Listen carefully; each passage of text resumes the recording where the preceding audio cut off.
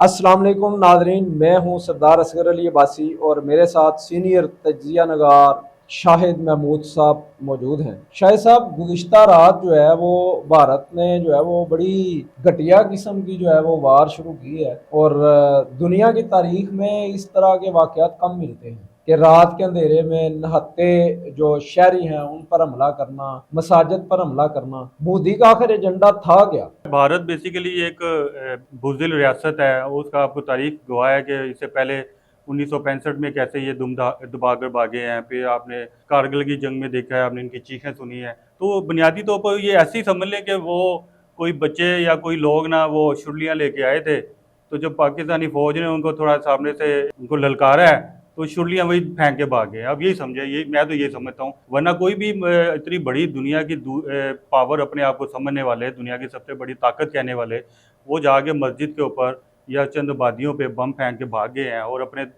5-6 जो त्यारे भी गिरा के चले गए हैं। तो ये तो मैं तो यही समझना कि वो आए थे, वो शायद चेक करने के लिए आए थे, उनको समझ कुछ नहीं आया। वो जहाँ पे उनको चंद उन्होंने टारगेट पे बम फेंके वो भाग गए।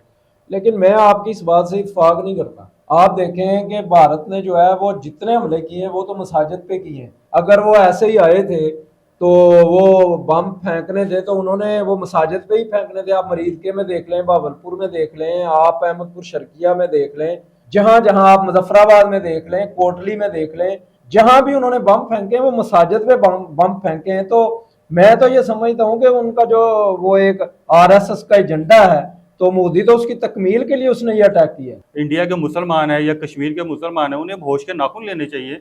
अगर ये लोग पाकिस्तान की मस्जिदों में आ गए, एक जो हमारी एक इस्लाम का आप समझते हैं, मुसलमानों का एक अल्लाह का मरकज घर है है, अल्लाह का मसाजिद। घर है, मरकज है, जहाँ पे लोग नमाज पढ़ते हैं, अल्लाह की इबादत करते हैं।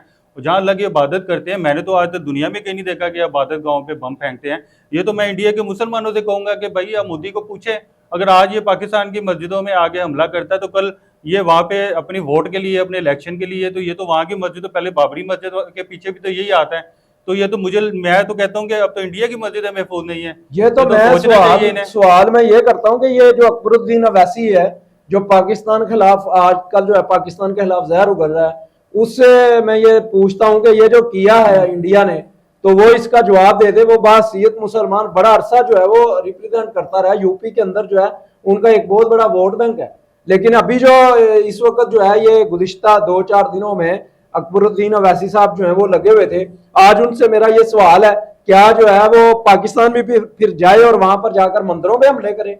और दूसरी बात यह है कि हिंदुस्तान के अंदर आप तो सोशल मीडिया की दुनिया आप खोल के देखें, बेशुमार वीडियोस आपको मिल जाएंगी हाँ बिल्कुल ऐसे ही है। जिनमें वो भारतीय जो है, ये भी कल एक वीडियो वायरल हुई थी कि वो एक रक्षा ड्राइवर है, मुसलमान है, तो उसको आरएस के वो गुंडे हैं, उसने कमीज भी नहीं पहनी हुई और वो ऐसे ही कमीज के बगैर ही उसने एक स्टिक पकड़ी हुई है और वो उसे कह रहा तुम वो कहो जय श्री राम। तो वो तो बाज नहीं आ रहे। तो ये अकबरुद्दीन अवैसी को क्या हो गया कि वो मुसलमानों को रिप्रेजेंट करने की बजाय वो हिंदुओं का एजेंट बन गया। देखिए बात तो वही है ना, मसला सिर्फ ये है कि पाकिस्तान और इंडिया में फ़र्क क्या है। मैंने आपको पहले ही कहा है कि हम एक पुरअमन मुल्क हैं, हम पुरअमन रियासत हैं। पाकिस्तान ने कभी भी पहल नहीं की है, मतलब हमारे इस्लामी एजेंडे में ऐसा कहीं शामिल ही नहीं है कि कहीं पे जाके नहते लोगों पे आप हमला करें। अभी भी जो पाकिस्तान ने उनके 8 मकामात पे टारगेट किया है, आपको देखें वो एयरपोर्ट है या उनकी फौजी तनसीबात है, पाकिस्तान ने तो किसी उसकी आबादी पे असल असूल जो है ना, आपको सबसे ज़्यादा असूल और अमन पसंद लोग हैं, उनके उनके लिए मसला ये है कि उनके रास्ते इसलिए महदूद होते हैं कि वो इंसानों पे, इबादत गाहों पे वो कभी हमले नहीं करते। लेकिन जो जो लफंगे लोग हैं, ये तो एक लफंगी रियासत है जिसको तमीज़ नहीं है इनके हुक्मरानों को। कहीं भी नहीं, इनके मीडिया के लोगों को देखें, मैं तो परेशान हूँ कि इनके मीडिया में लगता नहीं है कि ये कोई इतनी बड़ी रियासत है जो अपने आप को दुनिया के मईशत कहते हैं, वो बड़े महज़ब लोग कहते हैं। आप इनके मीडिया के लोगों की ज़बान वो सुने, वो तो ऐसे लगता है जैसे ये गालम गलोच कर रहे हैं। ये तो गली मोहल्ले के, मैं कहता हूँ बाजारी ज़बान सारी उन्होंने इस्तेमाल की है। वो मसला सिर्फ ये है कि हम पुरअमन है, हम किसी के मंदिर पे या हम किसी के उसके ऊपर इबादत गाह पे हम हमला नहीं करते और ये हमारी इस्लामी तालीमात है। लेकिन मोदी को ये कुछ समझाने वाला नहीं है। लेकिन ये मैसेज मुसलमानों के लिए तो है ना, इंडिया में कितने 50 करोड़ मुसलमान हैं, उन्हें सोचना चाहिए कि यार ये मोदी क्या कर रहा है। सिर्फ ये इंडिया की ना बात करें ये ना। सिर्फ इलेक्शन लड़ने के लिए ये कर रहा है। ये नहीं, मैं तो सिर्फ अभी तो इंडिया की बात कर रहा हूँ। इंडिया के अंदर से होना चाहिए। मकबूजा कश्मीर है, बांग्लादेश है, इस्लामी जो दुनिया सारी बैठी है, यहाँ पे अरब ममालिक है, सेंट्रल एशिया के ममालिक हैं, और ये अमेरिका में इतनी बड़ी मुसलमानों की तादाद है। इन सबको खड़े होना चाहिए यार कि ये कर क्या रहे हैं, मतलब ये किस तरफ जंग लेके जा रहा है। ये तो मैं कहता हूँ कि इतनी बुज़दिलाना हरकत तो मैंने आज तक किसी बच्चे को नहीं देखा कि कोई बच्चा है वो ऐसी किसी की मतलब जज्बात के ऊपर हमला करे। आपने लड़ना है तो सामने आके दूपदू लड़ाई लड़े, रात के अंधेरे में जब सो गए हैं तो जाके वो भावलपुर पे आपने जाके वो मिसाइल फेंकने शुरू हो गए और फिर भागे आप, या तो फिर आए ना सामने मैदान में आए। नहीं, वो फिर सफेद झंडा लहरा दिया। और दूसरी बात देखें कि ये दुनिया में दो वाहिद रियासतें हैं, एक इसराइल है। अब देखें मजहब के नाम पे दो रियासतें बनी, एक पाकिस्तान, दूसरा इसराइल। हाँ जी। हिंदू कोई मजहब नहीं है, हिंदू तो रस्म और रिवाज से जो है वो बनने वाला एक जो है वो आप कह सकते हैं दीन की इसने शक्ल इख्तियार कर ली है। बाकी ये कोई बाकायदा कोई ऐसा मजहब नहीं है कि जिसे जो है हम बतौर मुसलमान उसको जो है वो तस्लीम कर लें। अब ये तीन रियासतें हो गई हैं, इसराइल, पाकिस्तान और हिंदुस्तान। अब हिंदुस्तान और इसराइल दोनों की सोच एक जैसी है। आप देखें इसराइल ने गजा पर जो अटैक किया था वो रात के अंधेरे में किया था, रात के अंधेरे में उसने अटैक किया। अब इस वक्त मकबूजा कश्मीर के अंदर मेरे पास जो इतलात है उनके मुताबिक इसराइल के जो है वो लोग आके बैठे हुए हैं और वो बाकायदा जो है वो ये जितनी वार हुई है इसके अंदर ये सारी स्ट्रेटेजी इसराइल की है। और भारत जो है इस वक्त ट्रैप हो चुका है और इसराइल की तमाम मनसूबाबंदी यहाँ पे जो है वो उस पर अमल किया जा रहा है। और दूसरा इस वक्त जो है वो मोदी अब संभाल नहीं पाएगा मकबूजा कश्मीर के अंदर। इसने जो पंडित लाला के बसाए थे, आज सुबह तो उनकी वीडियो चल रही है, वो भाग रहे हैं, भागम भाग लगी हुई है। मैं तो कहता हूं कि पाकिस्तान आर्मी जो है इसे अब जो है वो अमन की जो भाषा उसे छोड़ देना चाहिए। और ये बहुत अच्छा मौका है मकबूजा कश्मीर, यकीन करें शायद साहब बड़े आराम से आ जाएगा। आज रात के अंदर जो ये हमारी पिरकंट्री सेक्टर है, उसके बाद रावलाकोट जो है सेक्टर है, उसके बाद कोटली सेक्टर है, उसके बाद वो बांडी अब्बासपुर सेक्टर है, उसके बाद ये जितने सेक्टर हैं, इन तमाम सेक्टर्स में जो इंडियन फोर्सेस हैं उनको उनका ये हाल है कि वो बदखवास हो चुके हैं और बेशुमार उनके फौजी जो उन्हें पता ही नहीं चल रहा हमने जाना किधर है। नहीं, तो वो तो आपको पता है कि जितने भी आपके जो सिख कम्युनिटी के हैं तमाम फौजी हैं उनसे असला उनके राइफलें वापस ले ली हैं, उन्होंने साहब बगावत कर दी है। आप उनके देखें, उनके जो जर्नैल है वो उसने बगावत कर दी है। उसने मोदी को समझाया कि कोई अकल के नाखुन लो, कोई अक्लमंद वहाँ पे जो बात करता है। तो ये भारतीय हुकूमत, वो जाहिर है जो इस वक्त मोदी साहब की उसमें सरपरस्ती में भारतीय हुकूमत है, उनका तो दिमाग खराब है। अब मुझे तो पता चला कल रात से मोदी साहब को नींद नहीं आ रही, वो पंगा तो ले बैठे हैं, लेकिन अब उनको अंदाजा है कि आपको पता है ESPR के DG साहब ने शरीफ कहा था, उन्होंने कहा था कि जंग तुमने शुरू करनी है तो खत्म फिर हम करेंगे, वो कहाँ का लड़ना है फिर हम आपको बताएंगे। और अभी ये किसी भी असूल पसंद पुरअमन मुल्क जो उसकी निशानी होती है वो पहल नहीं करता, और हमने ना कभी पहल की है ना अब करेंगे। लेकिन अब चूंकि उन्होंने पहल कर दी है, अब हमारे पास ऑप्शन खुले हैं, हम जहाँ तक जाएं पाकिस्तान तो जा सकता है। और ये तो अब मतलब इंडिया जो है, इंडिया के लोगों को अब इस चीज़ का एहसास होना चाहिए और दुनिया को भी एहसास होना चाहिए। आप देख ले किस मुल्क के साथ इंडिया के ताल्लुकात अच्छे हैं, इसराइल के अलावा मुझे बता दें। आप देखिए बांग्लादेश, उसके साथ उसके ताल्लुकात अच्छे नहीं है। नेपाल हालांकि खुद हिंदू रियासत है, वो इनके खिलाफ है, वो इनके साथ नहीं खड़े। इसके अलावा मालदीव देख लें, दिया आप वो देखें, उसने कहा कि जो हिंदुस्तान है उसने एक शर्मनाक हमला किया। हाँ, तो इसमें शक भी कोई नहीं है। और उसने लाइव उस वक्त मीडिया की जो है उसकी वो प्रेस ब्रीफिंग चल रही थी, उसमें उसने आकर कहा।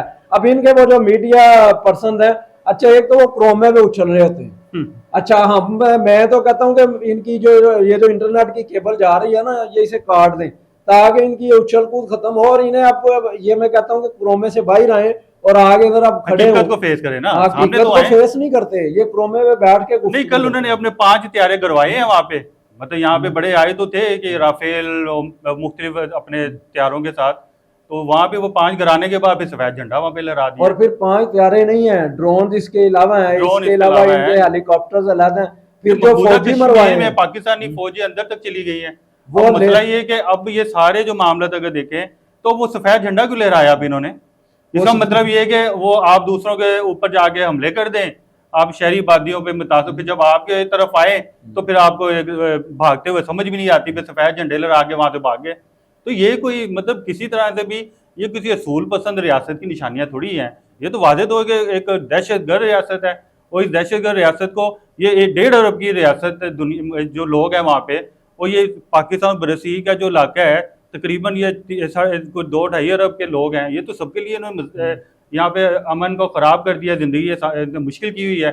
ये असले पे दौड़ते हैं। अब जाहिर है इनकी वजह से हमें भी मुकाबले के लिए हमें भी नहीं, असले असला से खरीदना तो पड़ता शाहिद है। साहब लड़ ही नहीं सकते। आप ये देखें कि 11 दौलत की पसंद तहरीकें इस वक्त एक्टिव हैं। इस वक्त अच्छा, मैं उन सब से कहता हूँ ओ भाइयों, अब ये वक्त है, आप जो है इस वक्त से फायदा उठाओ। मकबूजा कश्मीर के जो कश्मीरी हैं उनसे मैं उनको कहता चाहिए हूँ, फायदा। अब देखें यासीन मलिक साहब अंदर हैं, मीरवाइज जो है उनको रहा कर दी है, लेकिन वो एक किस्म के वो भी नजरबंद है। उसके बाद आप देखें कि जितने भी कश्मीरी हमारे वो वहां पे रन में, वो सारे इस वक्त जो है उनको भारत ने कैप्चर किया हुआ है। तो अब वहां पे जो मुजाहिदीन मौजूद हैं जो मकबूजा कश्मीर के अंदर जो है वो अपनी इसकी आज़ादी की जद्दोजहद लड़ रहे हैं, तो उनको चाहिए कि वो ये मौका है इस वक्त। इंडिया यकीन करें ख्वास बात है, वहां पर जो इनकी जितनी वो पोस्टें हैं और जितने इनके ब्रिगेड हेडक्वार्टर्स हैं उनमें तो बिल्कुल हू का आलम है, ऐसे ही है। और भाग रहे हैं वो। अभी आप देखें ना, पंजाब की जो मतलब आपके मशरकी पंजाब है, वो अब वो खालिस्तान का उनका ख्वाब है, उस पर उन्हें चाहिए कि वो भी खड़े हो जाएं। ये बेहतरीन वक्त है। आप किसी जो गासिब रियासत से अपनी जान छुड़ा ले, उधर कश्मीर से लोगों को चाहिए, इनको चाहिए कि सारे इकट्ठे हों और अपने अपने जो मुतालबात इनके हैं, जो जो इतने अरसे से भारत ने इनको दबा के रखा हुआ है, ये मेरा ख्याल ये बेहतरीन वक्त है। और दूसरी तरफ मैं पाकिस्तानी फौज और पाकिस्तान हुकूमत को खराज तहसीन पेश करना चाहता हूँ कि हम देखें ना, आपको मतलब रात के वक्त जैसे ही आए हैं उसके फ़ौरन बाद पाकिस्तानी शाहीन जो हवा में थे, उसके बाद उनको भागते हुए रास्ता भी नहीं मिल रहा था। फिर लाइव तो ये लाइव जो है सबसे बड़ी बात है कि लाइव, हमारी हाँ, लाइव आर्मी जो है लाइव चीजें बता रही थी दुनिया में। ये मेरा ख्याल है कि पहला वाकया है कि आप अपनी जो रेजिस्टेंस दिखा रहे हैं उसको लाइव बता भी रहे हैं। हाँ, वो तो ख्वास बात था, उनके टीवी चैनल्स पर तो वो फाइल फुटेजेस चल रही थी, एक एक और मिनट उन्हें की पता ही नहीं था। ISPR एक एक मिनट की मैं देख रहा था। हर 1-2 मिनट बाद की जो रिपोर्टें उन्होंने दी हैं, और उन्होंने पाकिस्तान ने बड़ी देर तक कंस्ट्रक्ट किया है कि यार किसी तरीके से हम इस जंग की तरफ, जाहिर है कोई भी पुरअमन मुल्क नहीं जाना चाहता, लेकिन अब जाहिर है अब इन्होंने ओपन कर दिया है तो अब तो हमारे रास्ते खुले हैं, हमने क्या करना है। अब चॉइसेस तो पाकिस्तान के पास है ना। तो इसमें जो इम्पोर्टेंट चीज़ है कि ये मेरा ख्याल इससे बेहतरीन मौका नहीं है कि ये दोनों दुश्मन इकट्ठे हो गए हैं, भारत इसराइल। ठीक, इस वक्त अगर मुस्लिम मुल्क जो इकट्ठे हो जाए और इंडिया के अंदर जो मुसलमान भी इकट्ठे हो जाएं, एक ही वहीद नसारा का बेड़ा गर्क कर दें, तो यही मेरा ख्याल अब राइट टाइम है, जिसे हम कहते हैं ना ग़ज़वा हिंद का वक्त आ रहा है।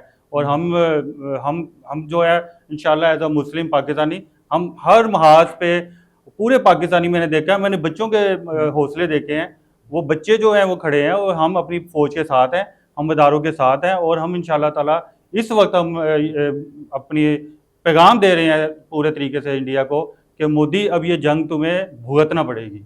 हमारे तो छोटे छोटे बच्चे जो हैं, मैं सुबह यकीन करें जब इधर आ रहा था स्टूडियो की तरफ, तो वो रास्ते में वो खड़े, जाहिर है मोस्टली जानते हैं, वो मुझे कह रहे थे कि अंकल हमने जो है इंडिया पे जो है हमने लड़ना है इंडिया से, गौरव याद हमने जनाब फलां को मारना है, फलां को मारना है। तो हमारे तो बच्चे जो, हमारी तो जिंदगी जहाज से शुरू होती है।